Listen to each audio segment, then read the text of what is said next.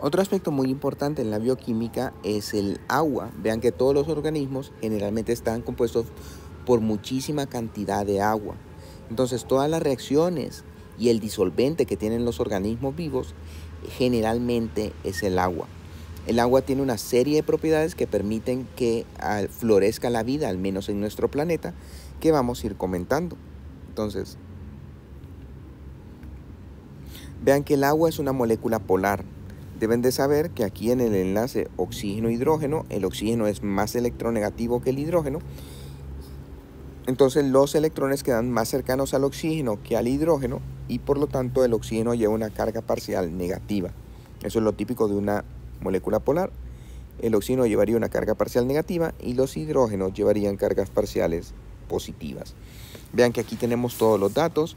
El ángulo entre los oxígenos entre los hidrógenos con el oxígeno en el centro es de 104.5 grados. El radio de Van der Waals, que es el radio cuando no está enlazada la molécula que ocuparía el hidrógeno, es de 1.2 angstroms. El radio del oxígeno es de Van der Waals del oxígeno es de 1.4 angstroms. Y la distancia del enlace covalente entre el oxígeno y el hidrógeno es de 0.958 angstroms. También recuerden que en el diagrama de Lewis del oxígeno nosotros vamos a tener que el oxígeno va a llevar dos pares de electrones no enlazantes, además del enlace con el hidrógeno. Todas estas propiedades, vean que el agua sea polar es lo que permite que sea un disolvente tan poderoso que nos sirve para llevar a cabo muchísimas reacciones. También el hecho de que el oxígeno lleve estos pares de electrones no enlazantes es lo que permite que actúe como nucleófilo y entonces también produzca numerosísimas reacciones. Otra es que el agua se asocia por puentes de hidrógeno. Recuerden que el hidrógeno queda con una carga parcial positiva y entonces con el oxígeno que lleva una carga parcial negativa se asocian, crean este puente de hidrógeno que lo que hace es que el agua, por ejemplo, tenga un Cp, un calor específico sumamente alto. Esto es muy importante ya que eso nos permite regular la temperatura. Si no tuviéramos como tanta cantidad de agua, vean que los cambios de temperatura nos harían variar que nuestro organismo, si sube la temperatura, nos subiría inmediatamente la temperatura, mientras que el tener el agua y que su Cp, su calor específico, sea tan elevado, permite como una especie de termo que regula la temperatura. También hace que la densidad de este líquido sea superior a lo que podríamos esperar y es por eso que se presente en estado líquido dentro del planeta. El hielo es menos denso que el agua. Fíjense que el hielo, que aquí está una representación, tiene como una estructura muy estirada, en donde cada una de las moléculas de agua están ubicadas en posiciones fijas, mientras que el agua es como que si fuera más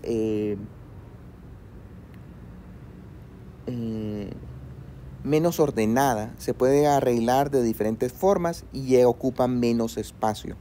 Entonces, de hecho, cuando pasa de agua a hielo, se estira la cantidad de espacio que está ocupado, el volumen que se ocupa, y es por eso que el hielo ocuparía más espacio que el que ocupa el agua. Por lo tanto, es menos denso, ya que al mismo peso, el agua líquida ocupa menos espacio que el que ocupa el agua sólida. Esto tiene un hecho muy importante, ya que, por ejemplo, ustedes se han fijado que en un vaso el hielo va a flotar. Esto que el hielo flote tiene mucha importancia porque cuando se congela el agua, se congela primero de arriba hacia abajo.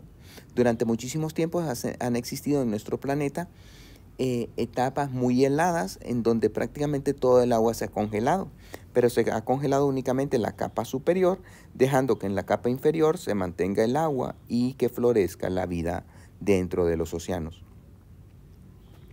Las sustancias iónicas y polares se disuelven en agua. Como les decía, debido a ser una molécula polar, las sustancias iónicas se van a disolver en agua. Aquí tenemos el cloruro de sodio.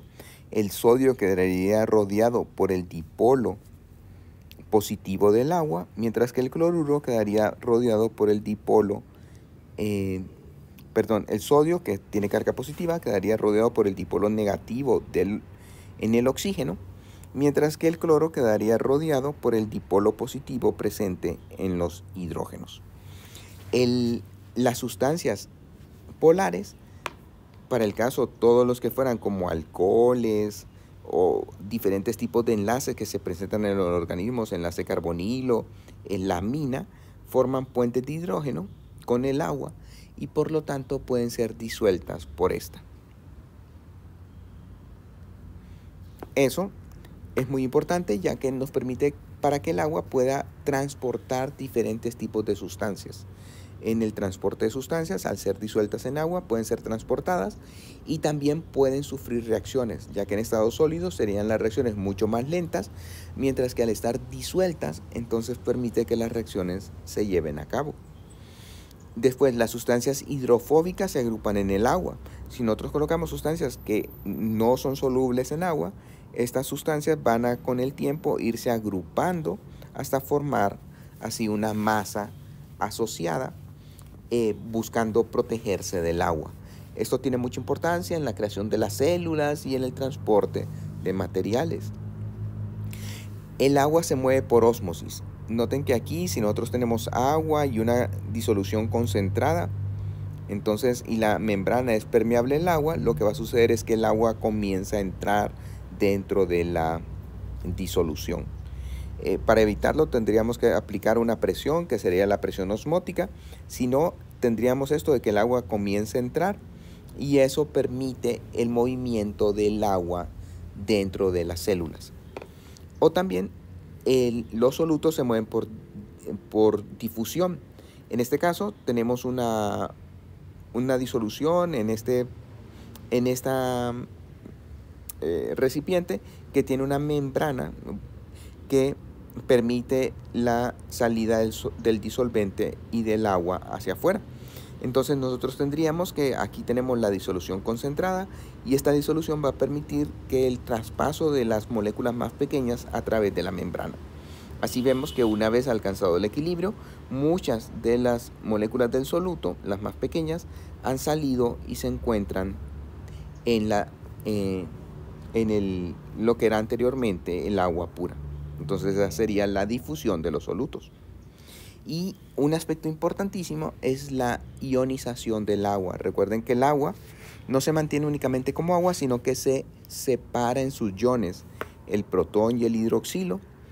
Y entonces al separarse, siguiendo la constante de disociación del agua, Kw es igual a la concentración de protones por la concentración de hidroxilo. Recuerden que cuando fueran neutras, el valor de Kw, bueno, a 25 grados es de 1 por 10 a la menos 14.